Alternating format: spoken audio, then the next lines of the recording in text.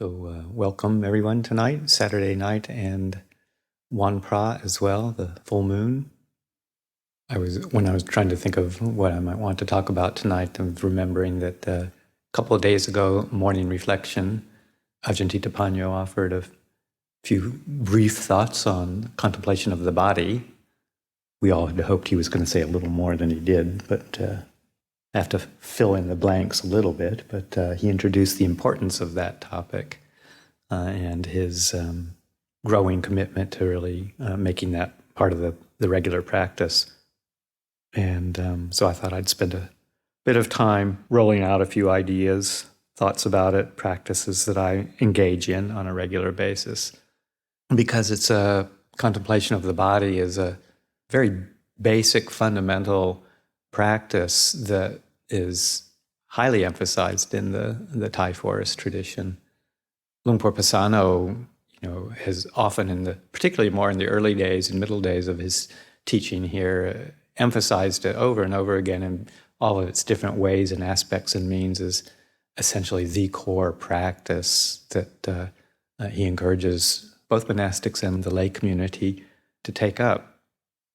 The Buddha really highly praises, highly suggests that this be a substantial part of the contemplative practice as well. In fact, some very strong statements in various parts of the canon that if one does not contemplate and fully understand and fully develop the practice of mindfulness immersed in the body, then there's really no chance, no hope for liberation.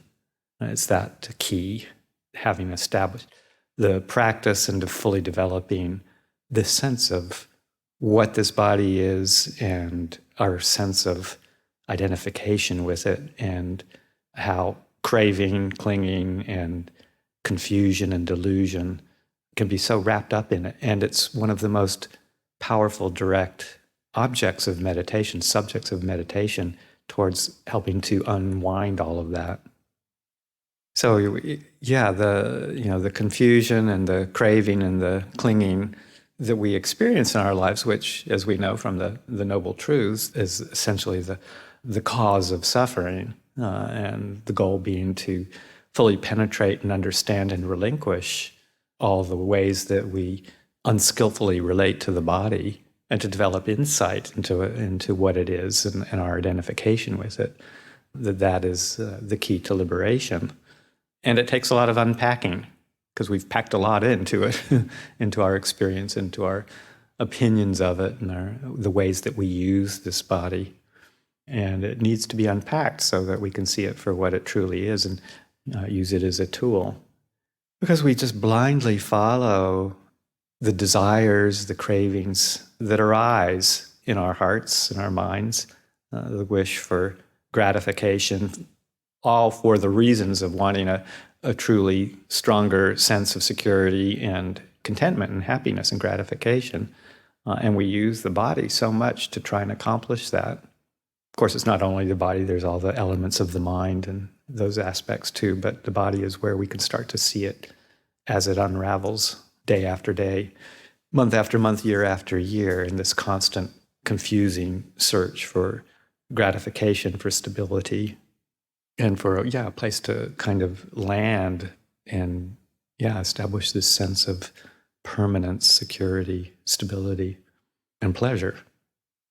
And it's only when we don't get those, or we start to see the temporary nature of the pleasures that come, and start to occasionally get experiences of pain, bodily deterioration, sickness, old age, eventually death, that we start to realize that it's not going to live up to what we expect or what we hope, or the ways that we try and hold on so strong to this sense of stability and identify this is mine, or it's me, it's who I am.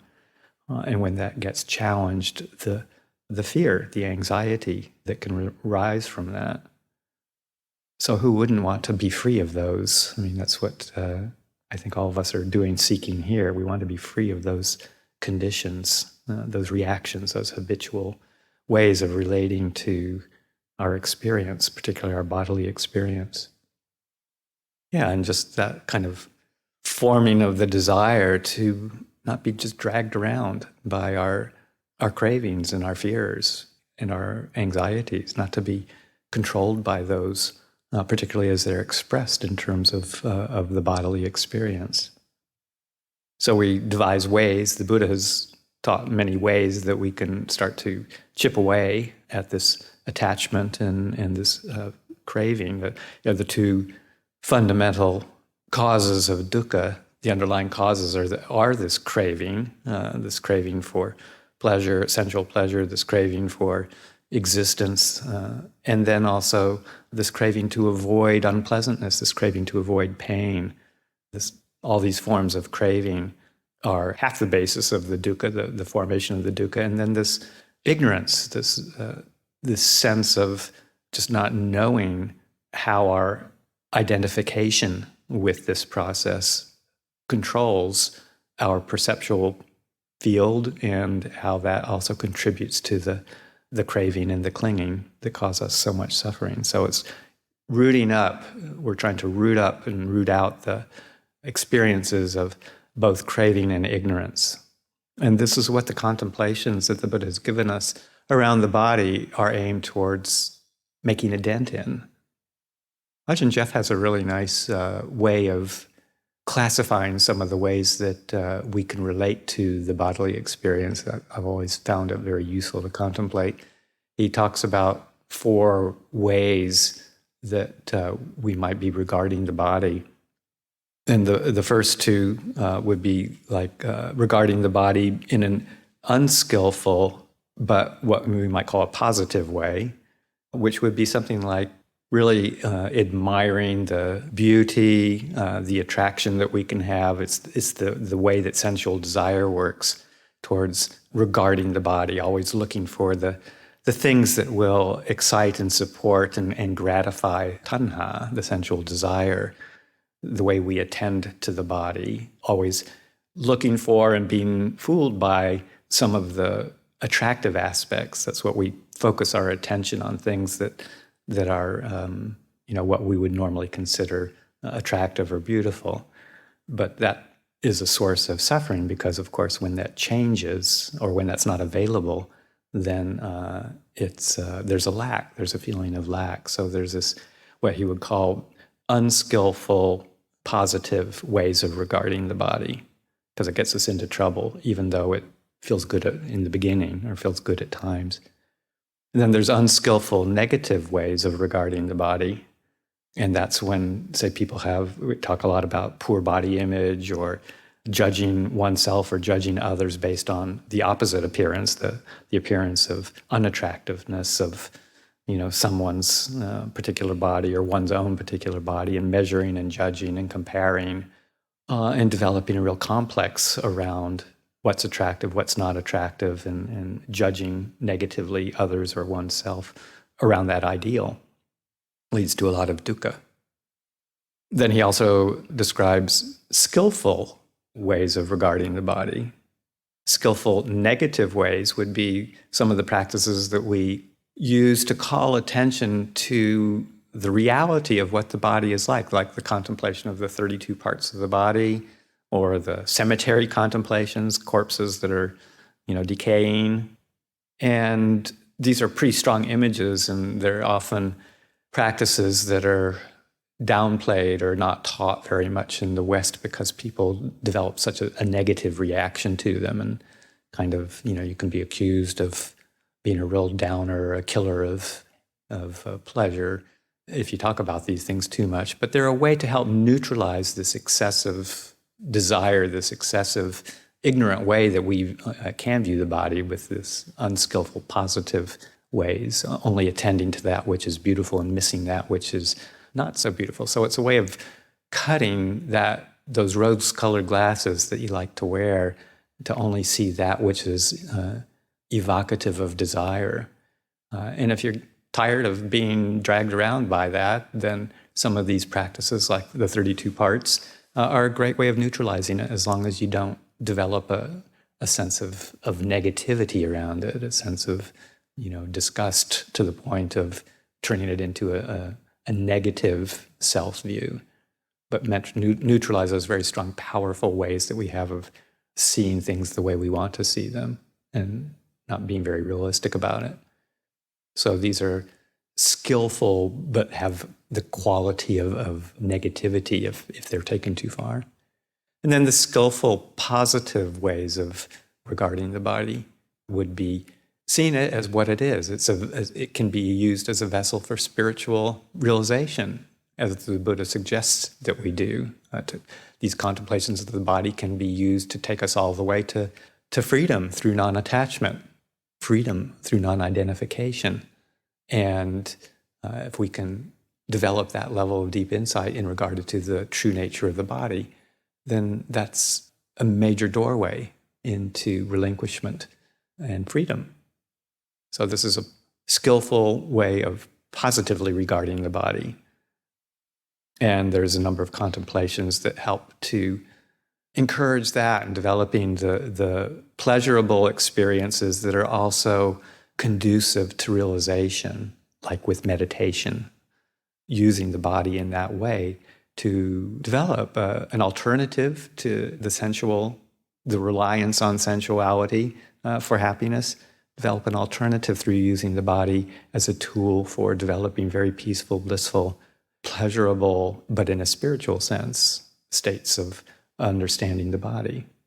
So I thought that was a real skillful way of dividing up our experience, how we relate to the body, and gives us a bit of a reason as to why to abandon the unskillful ones, because we see that they won't lead to anything satisfying in the long run, and to really develop and encourage those skillful ways, whether it's considered quote-unquote negative or quote-unquote positive. So I just spent a couple of minutes kind of fleshing out a few of these as I use them. The contemplations of the body within the Satipatthana Sutta, which is our foundational reference point for skillful contemplations that can lead us to liberation. The contemplations around the body being the first of the four foundations, or the first of the four establishings of mindfulness, being all around how to use the body to detach ourselves from sensuality, to detach ourselves from excessive craving and desire and being pulled around by that, and to develop insight. So the Satipatthana not only used to develop and explore these four avenues that Ajahn Jeff describes, but also it's a kind of a full development of what we would call samatha and vipassana. All of the contemplations of the body, and really the other three foundations too, but speaking tonight specifically about the body, all of these contemplations can be used to develop both calm and insight, samatha and vipassana. And the structure of the sutta itself really expresses that very clearly. It's an incredible sutta of instruction, practical instruction for us. So it's an incredible tool to fully develop both the calm and the insight that we need to gather into samma samadhi, a totally collected mind that can see and experience and know the world directly. It's also the way that the number of contemplations that are offered in contemplation of the body. This is just sort of a way that I like to regard it, that some of them are more regarded towards what I call perception changing, in other words, correcting some of our misperceptions of the body, along the lines of what I was talking about, the ways we hold the body as either attractive or unattractive, and to help neutralize and change how we perceptually view the body into something that's more of a direct experience of just what it is. So there's the perception-changing contemplations like the 32 parts to get us to see it a little bit more clearly, the cemetery contemplations. Those are perception-changing practices. And then there's the contemplation of the body practices that are more pointing towards a direct here and now contemplation, both for calm and insight, like our basic go-to contemplation on anapanasati, mindfulness of breathing, is pointing more towards direct in-the-moment experience, or contemplation of the four elements can be sort of a bridge between both a conceptual practice, but more pointing towards a direct experience of the four elements, or the dispositions of the body, knowing what the four postures are, that we're standing, sitting, walking, or lying down, or the various activities of the body as it goes through its motions of the day, so that there's a clear comprehension of, just the movement of the body through space. And the more one is able to make those consistent over all postures, then a sense of clarity and being in the body, bodily awareness, will increase. So we've got the perception-changing contemplations and the direct experience contemplations all wrapped into this first part of the Satipatthana. So very rich field for developing all of those aspects and leading to a calm sense of clear knowing. So just to mention briefly and kind of really encourage people who are interested to pick up something like the 32 parts of the body. It's outlined in the Satipatthana Sutta. We chant it fairly regularly in our chanting book. It's the recitation is in the chanting book. People are interested. And it's just a recitation that's encouraged to develop a different perceptual experience of the body. So as it goes, we regard this body from the toes of the feet up and down from the crown of the head, and just as it is, it's essentially a container, a bag of skin, is the way the sutta talks about it, filled with all sorts of things that we oftentimes don't really think about. And then we go through the list of the 32 parts, both as a visualization, as a memory thing, as a calming kind of a practice. And it helps us cut through the illusion of what we think the body is and how we regard it, and see it more clearly for just what it is. In and of itself, it's also just very tranquilizing, very cooling, and very down to earth. And it's worth spending some time with. So just to sit quietly and think about these parts of the body that we don't normally even notice.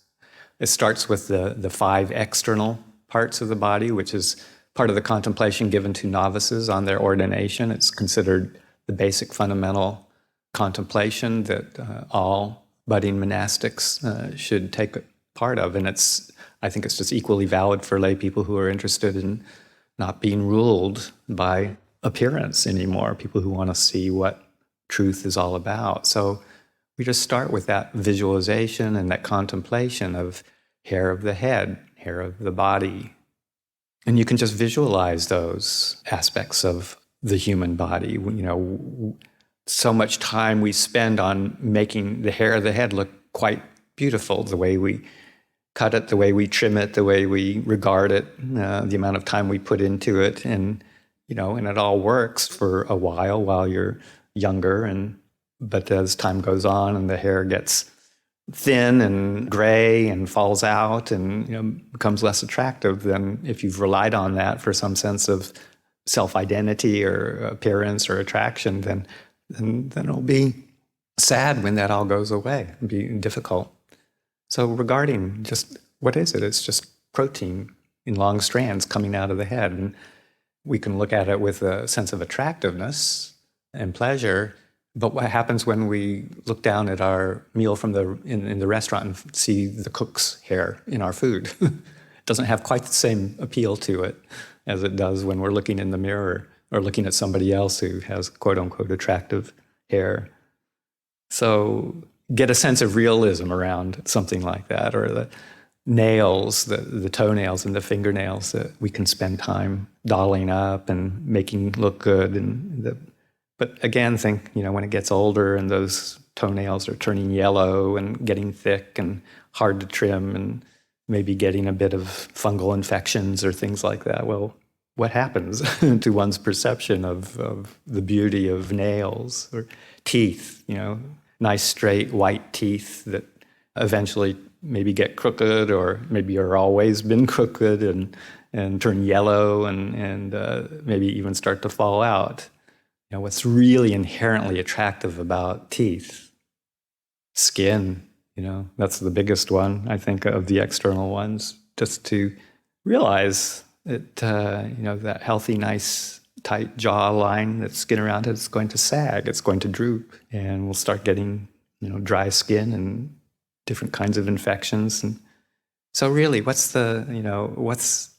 are we trying to fool ourselves around that? It's because it gives a temporary sense of pleasure and enjoyment, not to be refuted, but the more one attaches to that and finds that as a source, making attractive features out of it all, then the more one will suffer when it eventually changes in ourselves or others.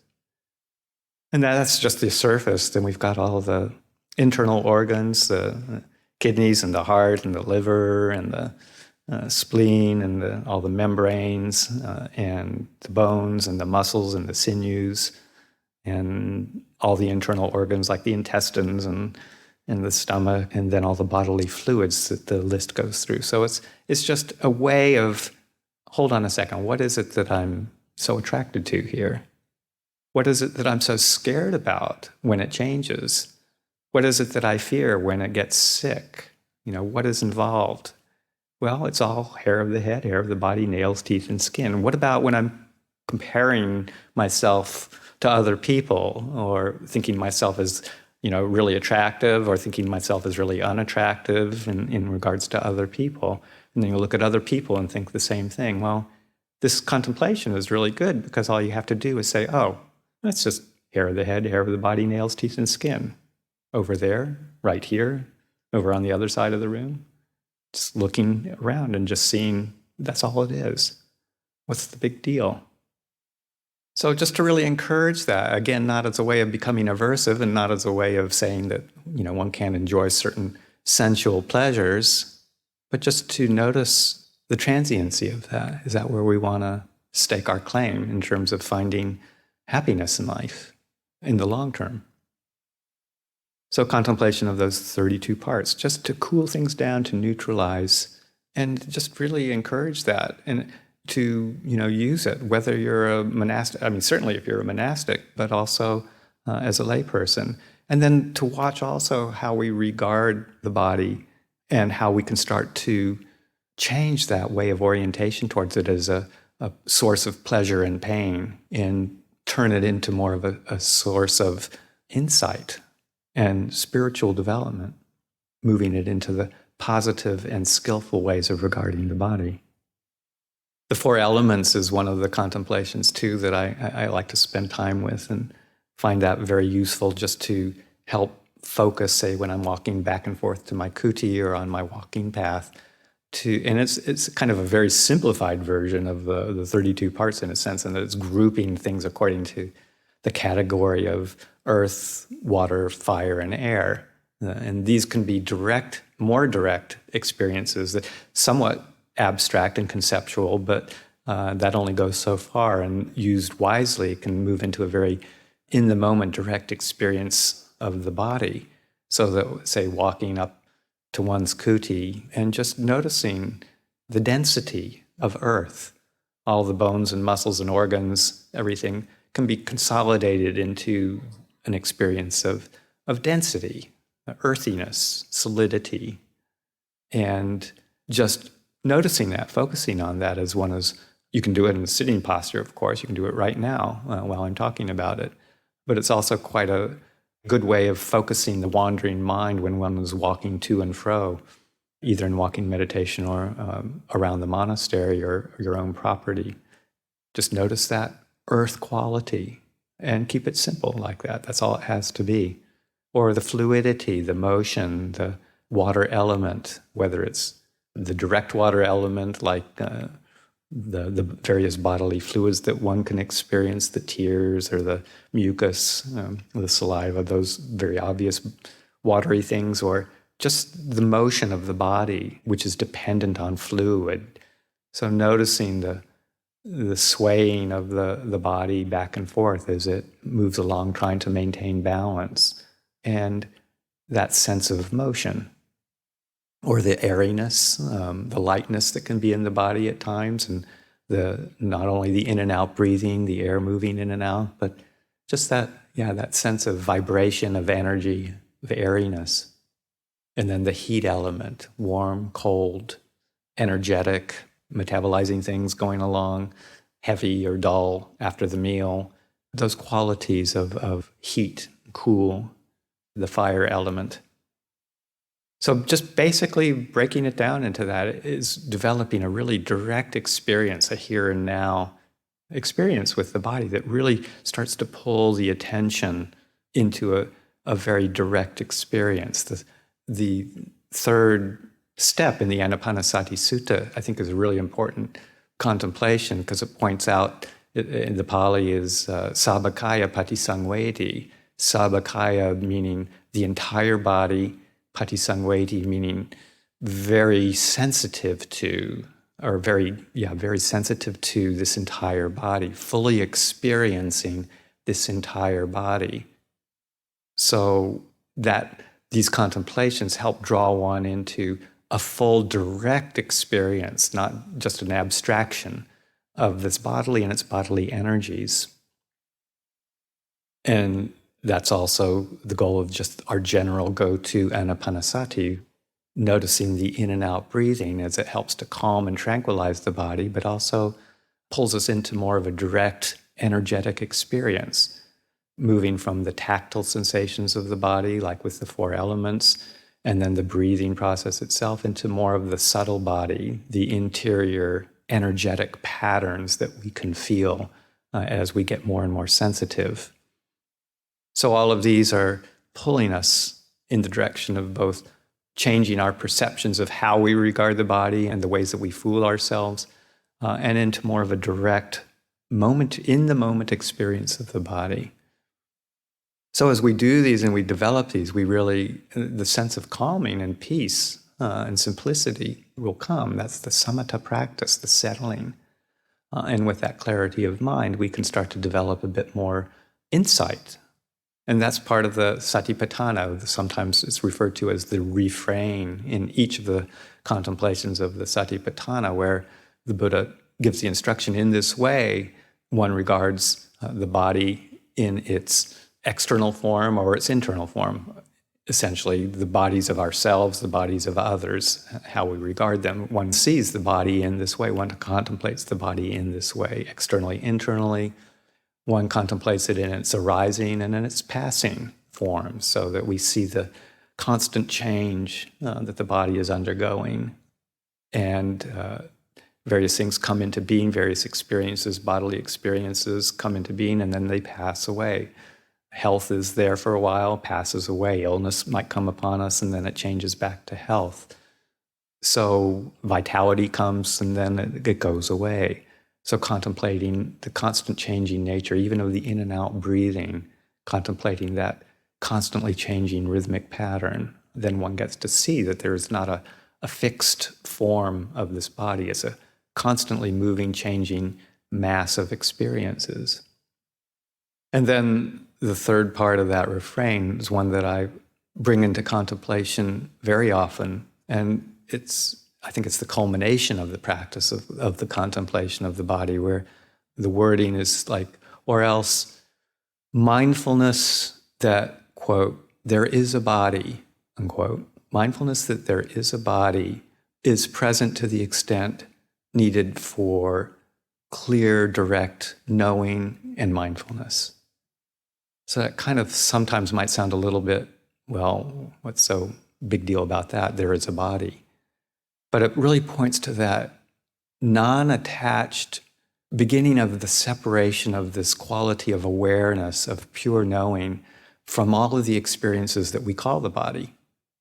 So there's the bodily and experience of all, say, the four elements, or the various pains or pleasures, the sensory experiences, the sights and sounds and tastes, tactile sensations, all the sense objects, sense bases, all of these experiences. And then there's this quality of the knowing of those, the consciousness, in a sense, of all of these bodily experiences.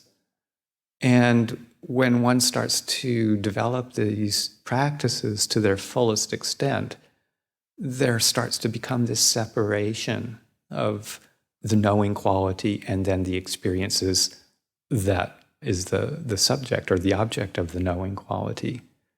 And this sense of oh, it's all it is there is a body. It's not me, it's not mine. There's really no control over it, and ultimately, it's just doing what it does. Bodies do what they do. And one can really get a sense of that when sitting quietly, the mind is settled through some of these practices, less attachment, less confusion. Then you just see this constantly changing experience of a body doing what a body does. It twitches, it moves, it swallows, it breathes, the heart beats. None of this is something that requires our conscious attention and conscious control. It's this body is just living out its nature, its true nature. And we can know that, and we can watch that. We can see it go through all of its various phases and aspects and pleasures and pains, but we don't have to buy into it as who we are. There is a body. So when you start to get that sense and that realization and that insight slowly starts to develop, oh, this isn't who I am. It's just a body.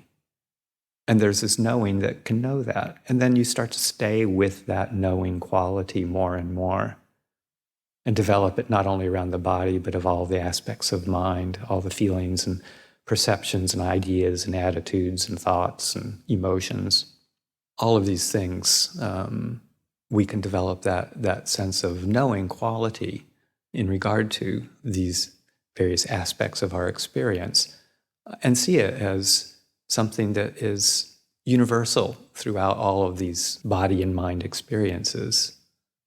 But the most important place to really start and finish probably with is with this body, because it's a direct experience that we can know very much and very clearly, not get lost. It helps pull us from the realm of abstraction and conceptualization and down to the level of direct experience, which is what these contemplations are really intended to move us towards, more of a direct experience of this body and also this mind. And when we do that and we see, that this isn't really who we are and that it's constantly changing, this body of ours, then there's this sense of disenchantment. We're no longer fooled by it. We're not we've taken the rose-colored glasses off and we're just seeing it for what it is, in all of its pleasures and all of its pains and all of its transiency. And it's just doing what it's doing. And then you start to have more of a sense of fearlessness too, so that when old age, sickness, the signs of approaching death, maybe, when they start to come, it's sort of, okay, this is just part of nature. This is the way it's supposed to happen. I don't need to hold a lot of fear around this. I can just settle back in and know it for just what it is. It's okay. So it's a very powerful tool that the Buddha has given us. And if we were looking for true freedom, then it's right here. It's ready for us to pick up and use for our benefit. So just to really encourage that the practice in all of its aspects, it's a lifetime of practice if one wants to make it that. And when one develops the sense of ease and well-being that comes from it, and the spiritual pleasure that can come from developing the meditation and the calming and the sense of bodily presence and using it while we still have some vigor in the body, some life in the body, and maybe some years left if we're lucky. And then it can become a tool for a very, very refined form of pleasurable experience that is also commensurate with leading to insight and relinquishment of our attachment, of our identification with it. And then it just becomes an incredible, powerful tool for clarity and peace and liberation. So what more to say? Just time to get on with it.